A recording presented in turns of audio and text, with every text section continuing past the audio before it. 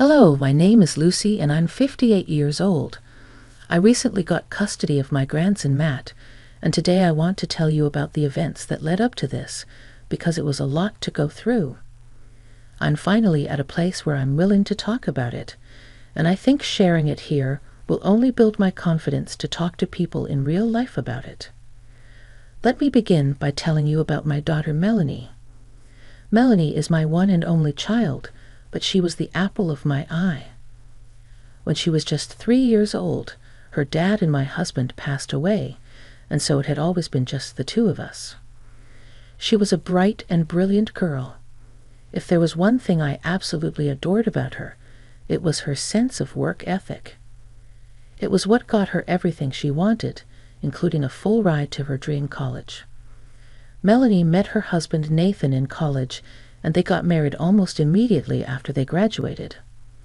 I was not too thrilled about it because I wanted Melanie to at least have a taste of the outside world while being independent, but I held my tongue because I didn't see it as my place to say anything. I was just happy to see her happy. The only advice I gave her was to hold off on having children so soon because she needed to focus on her career first. She did not really listen to me because only 2 years later she got pregnant with my grandson Matt. I was once again not thrilled that she was pregnant so soon, but a part of me was a little excited at the idea of becoming a grandmother. When Matt was born, it was truly a moment of pure joy for me. The first time I held him in my arms, I just knew that I was going to spoil him rotten. Fast forward to around 2 years later, Melanie and Nathan decided to move to another state because Nathan found a better job there. I was not happy that I was going to be separated from my grandson, but I knew that Melanie and Nathan were only doing that to provide a better life for Matt, so I learned to live with their absence. They did come back around 8 years later, and I was overjoyed to welcome them back. During those 8 years away, I did not see them in person even once. I only ever communicated with them via Skype and irregular calls. Anyways, when they got back, Nathan and Melanie rushed headfirst into working. They began to leave Matt with me a lot because they would work from 8 in the morning to 9 in the night. Now I have no idea if they were actually working, but I was glad that I got to spend a lot of time with Matt. As a result, the both of us got close. I became Matt's favorite person, and he became mine, and I spoiled him just as I had originally planned. But things only started going downhill starting with Matt's 12th birthday. His parents and I always have a big celebration for him, but this particular birthday I could not be there because I was on a work trip. I tried my best to come back by the morning of his birthday, but I couldn't. So, to make up for missing his big day, I met up with only him the next day. "Hey, sweetie, happy belated birthday." "Thanks, Grandma. I'm so sorry I couldn't make it yesterday. I tried my best to make it back in time, but it was already 11 p.m. "It's okay. You made it up to me. Anyway, how could I not celebrate my favorite grandson's birthday?"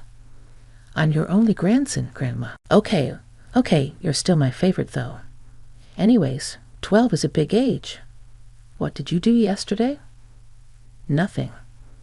"Oh, come on, Matt. If you're trying to protect my feelings for missing out on your birthday, I can assure you that I'll be fine." "No, Grandma, I really didn't do anything." "What do you mean?" "Didn't your parents take you out for dinner? I sent your mom money for that." "Well, I sat at home all alone throughout the day, except for when my friends came over for a bit. Mom and Dad came back home really late from work, so I didn't do anything." "Why were your parents working on a Saturday?" "Mom and Dad picked up extra hours because they apparently needed the money." "That's odd. The least your mom could have done was tell me that they weren't celebrating your birthday. I would have had even more money to spend on you, Grandma." "That's really sweet, but I'm already used to this." "What do you mean?" "I mean that Mom and Dad are almost never home, and they always miss big events because they're too busy working." "That's so sad. How do you feel, though?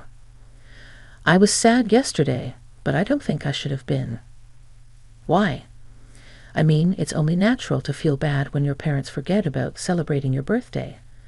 I mean, they've been doing it for so long. I should not have thought that they would have remembered. Sweetie, that's so incredibly sad. I'm going to talk to your parents about it. You don't deserve this. No, please don't. They'll only get mad at me, and they might not let me see you again. But please, Grandma. Fine, but you're staying with me tonight, and we're celebrating your birthday properly. I tried my best to forget what Matt had revealed to me for only the duration of his celebration with me. I took him out and let him buy whatever he wanted. He seemed very happy, and I was glad I was able to lift his mood up.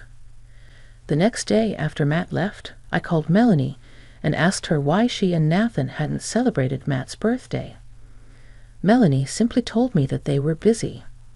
That made me very angry. Aside from the fact that Matt was my grandson, he was also just a child. No child deserves to be forgotten that way. I told Melanie the same thing, and she told me to mind my own business and not teach her how to parent. I held my tongue only because I was worried that she would cut off my access to Matt.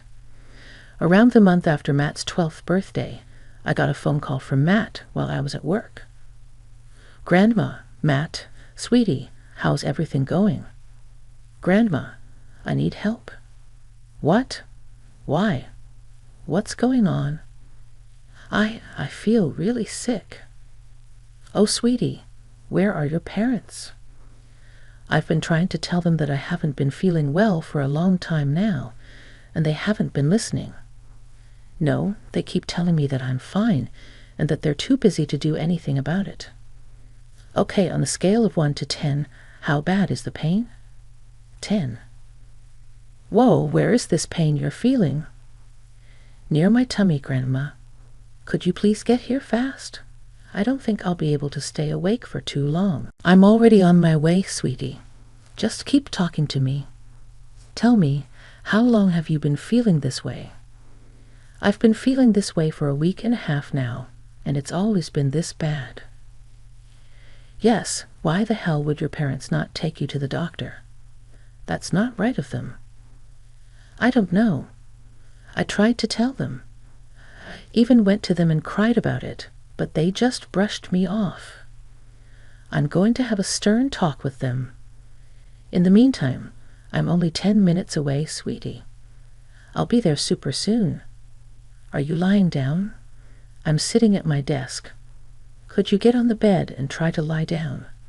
Maybe that will ease the pain a little. Oh, okay, well, I'll try. Oh, Grandma, everything's getting so blurry. Matt, stay with me, sweetie. Matt, I was panicking like crazy. I quickly rushed over to Matt's place, and while driving there, I called 911 to get him help as fast as possible. Thankfully, my place of work is only a 7-minute drive from Melanie's. I got there before the EMTs and rushed inside. When I got to Matt's room, I saw him lying on the floor, looking blue in the face. And when I touched him to check for a pulse, he felt really cold. Thankfully, I felt a pulse in him, and only a minute after I reached there, the EMTs also arrived. They quickly loaded him up in an ambulance and rushed him to the nearest hospital. I kept calling Melanie and Nathan, but neither of them responded, so I left them voicemails and messages informing them of what had happened. Right as I was imagining the worst-case scenarios, Matt's doctor told me that he had a ruptured appendix and needed to have emergency surgery. He was rushed into the ER, and I paced back and forth as I waited to hear about the results. I still couldn't get a hold of Melanie or Nathan, and my anger towards them was only growing with every minute. Thankfully, Matt's surgery went off smoothly, and he quickly came back to consciousness after he was put into his own ward. About an hour after Matt awoke, Melanie and Nathan rushed in. Oh my God, Matt, what happened?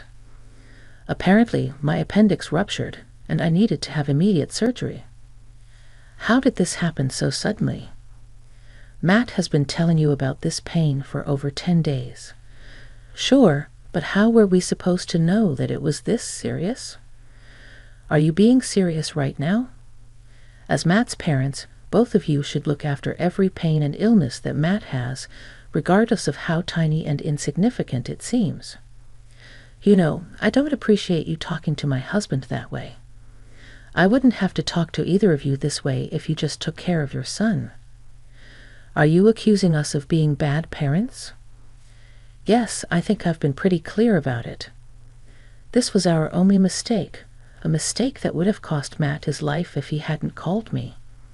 Not to mention both of you value your work over Matt all the damn time. We do not. Right.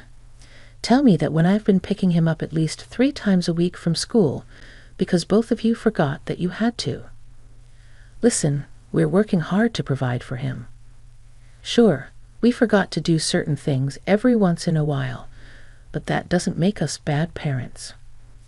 You think Matt is going to care about all the money you got in 5 years down the lane? No. All he's going to remember is how you neglected him and how your neglect almost got him killed.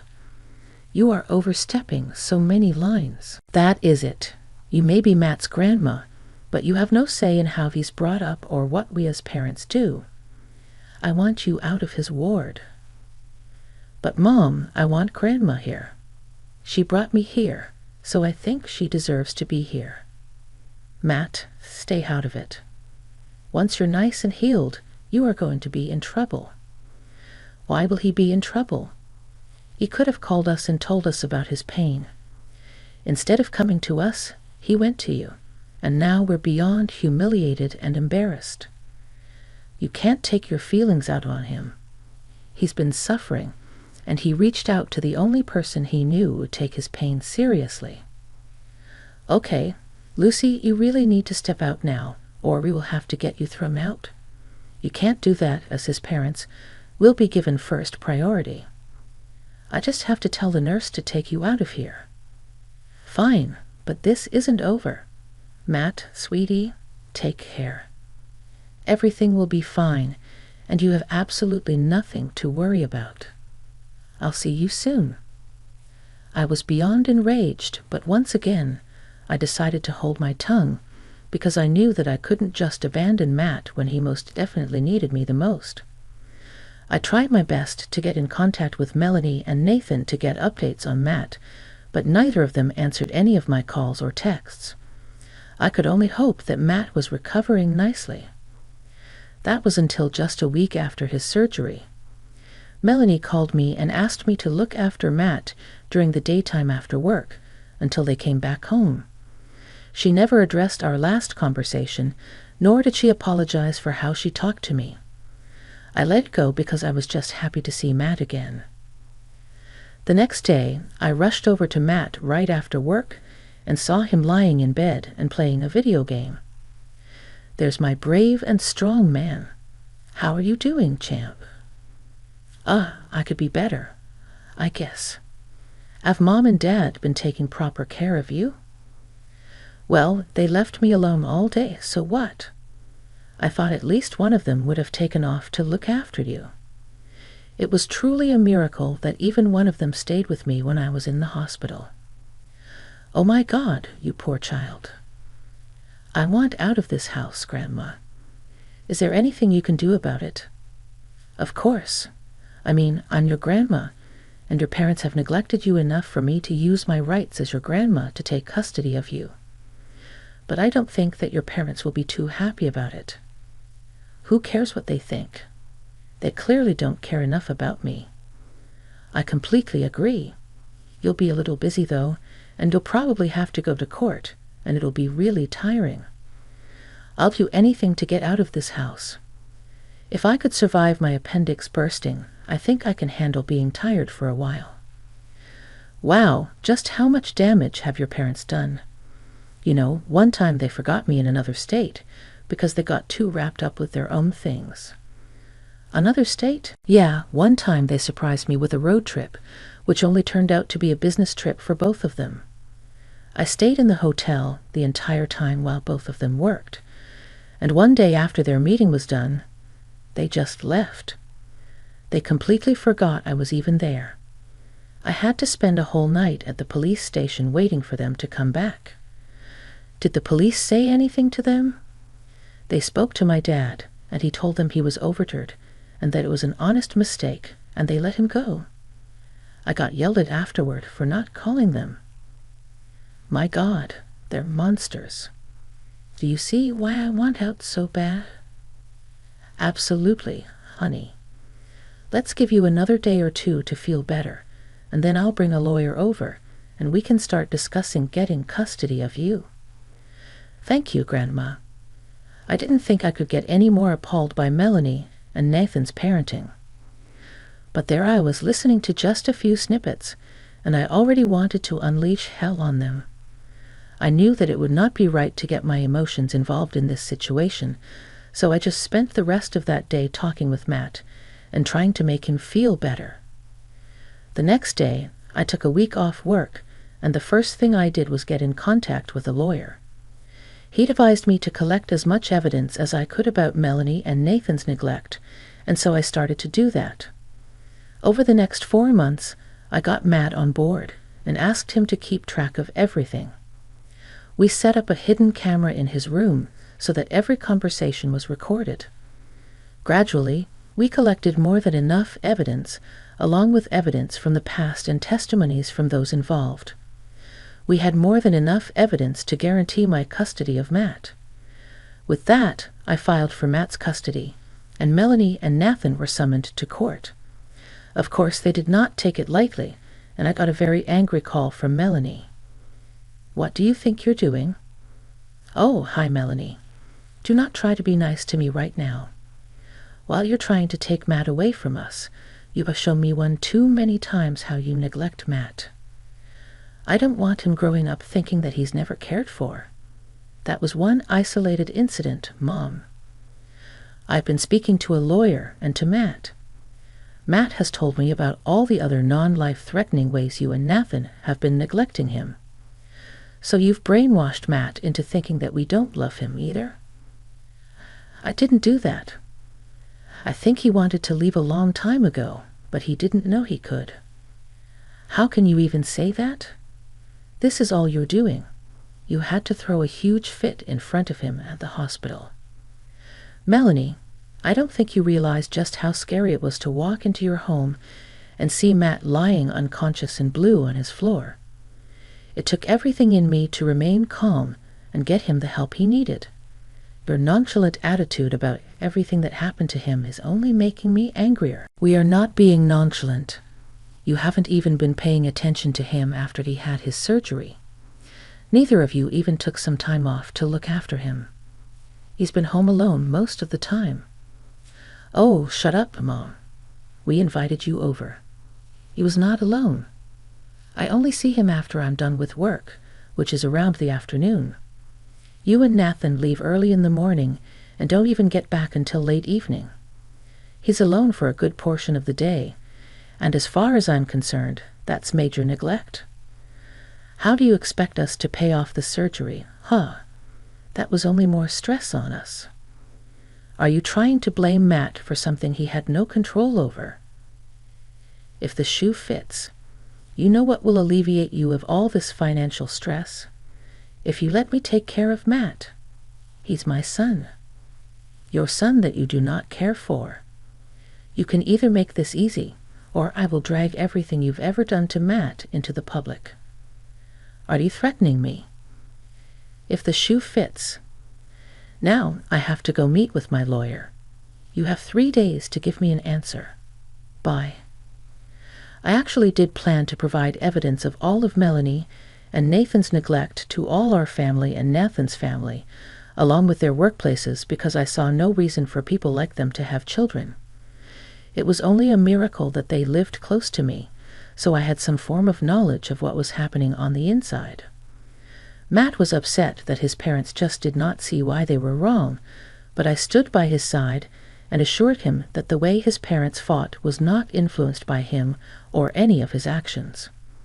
3 days later, Melanie and Nathan willingly gave up their custody of Matt to me.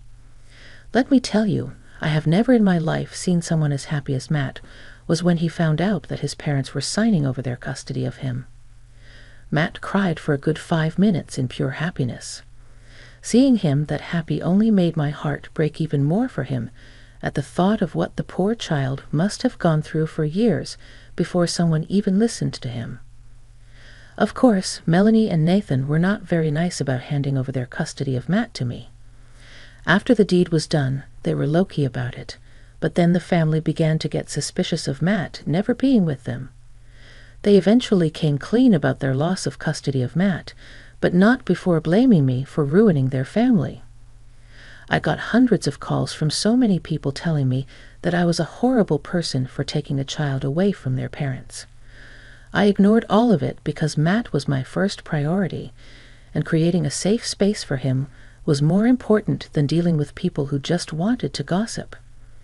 I dealt with all the harsh blows that my family sent my way, and made sure that Matt would have no idea about it. But then things took a turn for the worst when Melanie and Nathan began telling everyone that Matt had been the one to convince me to take away their custody. Now, Matt has a phone and number of his own, so he began to get texts from a lot of family members asking him why he was breaking his parents' hearts this way. That was when I truly saw red. I was fine with whatever Melanie and Nathan had been saying about me, but to drag their son's name through the mud, I would not stand for that, and I would not remain silent. So I created a group chat for everyone in the family that had been harassing us, and I shared a folder full of evidence of Melanie and Nathan's neglect of Matt with them. I then exited the group chat and blocked everyone on both Matt's and my phones. I heard from some of my family that I was still in contact with that evidence I shared with everyone else that caused major backlash towards Melanie and Nathan. They've been ostracized by the entire family, and nobody's willing to associate with them. One of them even contacted both of their employers about their actions, and Melanie and Nathan are facing issues with their jobs. I would feel bad for them, but what did they expect when they were the ones being cruel and inhuman? I stopped wanting to hear anything about them, not only for Matt's sake, but also for mine, because every time I hear anything about them, I can actually feel my blood pressure shoot up in anger. But let me end this on a happier note and inform you that Matt has never been a happier boy. He's gone back to excelling at school, and if there's one thing I miss before having Matt stay with me, it's a quieter house because the boy constantly has his friends over. I'm joking, of course. The child deserves to laugh and smile as much as he can after everything he's been through. I'm going to do my best to protect and provide for him, but I can already tell that he's got a much better handle on his life and himself, so I really won't have much to worry about. Thanks for giving me your time.